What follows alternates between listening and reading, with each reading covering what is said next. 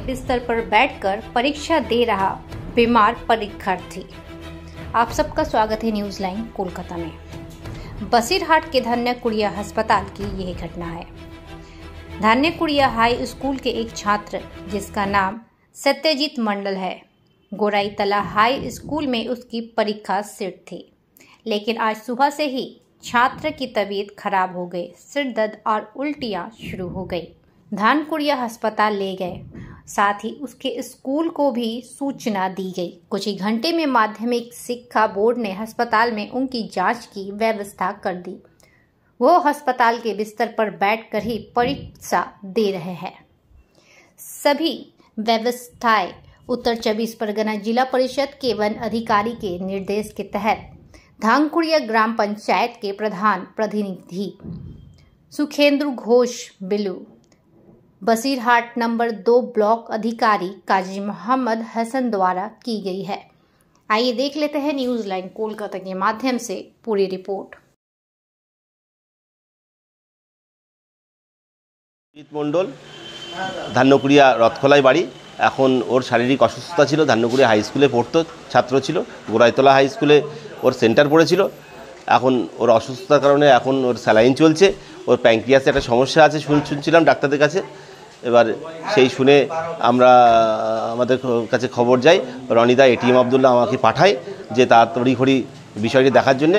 সঙ্গে সঙ্গে আমি প্রধানকে বললাম, আমাদের মেম্বার আছে অলোক বিশ্বাস, আমাদের প্রমোদ সরকার, ওদেরকেও বলেছি। সবাই মিলে আমরা হসপিটালে এসেছি, দেখলাম স্যালাইন চলছে। মাস্টারমশাইরা যথেষ্ট সহযোগিতা করেছেন। আমার ধান্যকুড়িয়া হাই স্কুলের প্রধান শিক্ষক মহাশয়, উনিও সহযোগিতার জন্যে অন্য জায়গা থেকে না হয়ে প্রধান একটা সার্টিফিকেট দিয়েছেন। তার কারণে পরীক্ষাটা আমাদের লোকাল স্কুল, যেহেতু কাছাকাছি ধান্যকুড়িয়া হাই স্কুল, এই হাই স্কুল থেকে খাতাপত্র নিয়ে ওনার মাস্টারমশাইরা এসেছিলেন, ওরা খাতাপত্র দিয়ে গেলেন এবং ছেলেটি এখন পরীক্ষা শুরু করবে সেই অবস্থায় আছে। ছেলেটিকে শারীরিকভাবে অসুস্থতা আছে এবং সাধারণ প্রশাসন, পঞ্চায়েত এবং আমাদের লোকাল নেতৃত্ব, আমাদের যে প্রাক্তন বিধায়ক এটিএম আবদুল্লাহ, তাদের সকলের সহযোগিতায় খুব ভালোভাবে পরীক্ষা দিচ্ছে। সত্যজিৎ মণ্ডল, ধান্যকুড়িয়া হাই স্কুলে মাধ্যমিক পরীক্ষার সিট পড়েছিল গোড়া ইয়েতে। সাধারণ শরীর খারাপ, লাইন চলছে বলে আমাদের ধান্যকুড়িয়া হসপিটালে পরীক্ষা দিচ্ছে। আমার ছেলে।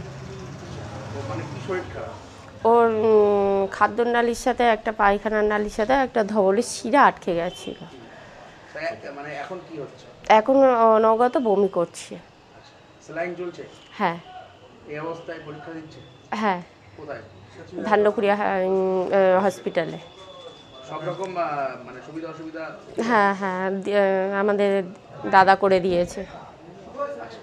আপনার নাম? মনিকা মণ্ডল। আপনার ছেলের নাম? সত্যজিৎ মণ্ডল।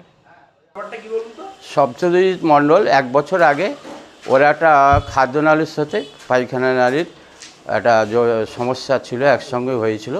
এটা আমি বহুত চেষ্টা এবং আমাদের ডাক্তারের চেষ্টায় রামপুরহাট থেকে আমি ওটা অপারেশন করে নিয়ে আসি এবং সেখান থেকে উনি একটু অসুস্থও ছিলেন এবং বারে বারে বমিও করতেন।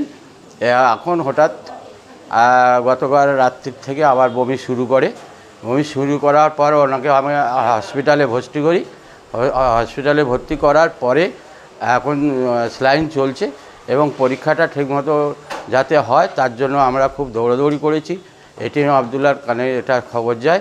এটিএম আবদুল্লাহ আমাকে তৎক্ষণাৎ ব্যবস্থা নিতে বলে যে যেভাবে হোক ছেলেটা পরীক্ষা দিতে পারে। সেই মতো অবস্থায় আমি হেড স্যারের সাথে যোগাযোগ করি এবং হেড স্যার সেটাকে আমাকে সহযোগিতায় এবং আমাদের যতগুলো প্রণালীর আছে সেই কাগজপত্রগুলো রেডি করে দিই। এখন হসপিটালে সে পরীক্ষা দিচ্ছে এবং একটু সুস্থ আছে। এখানে মাস্টার সাহেবরাও আছেন, পুলিশ গার্ডও আছে, সব রেখে এখানে পরীক্ষাটা দেওয়া হচ্ছে। তার জন্য আমি বলবো এই কারণের জন্য আমার এটিএম আবদুল্লাহ নেতা এবং মাহমুদ হাসানকে আমি আমার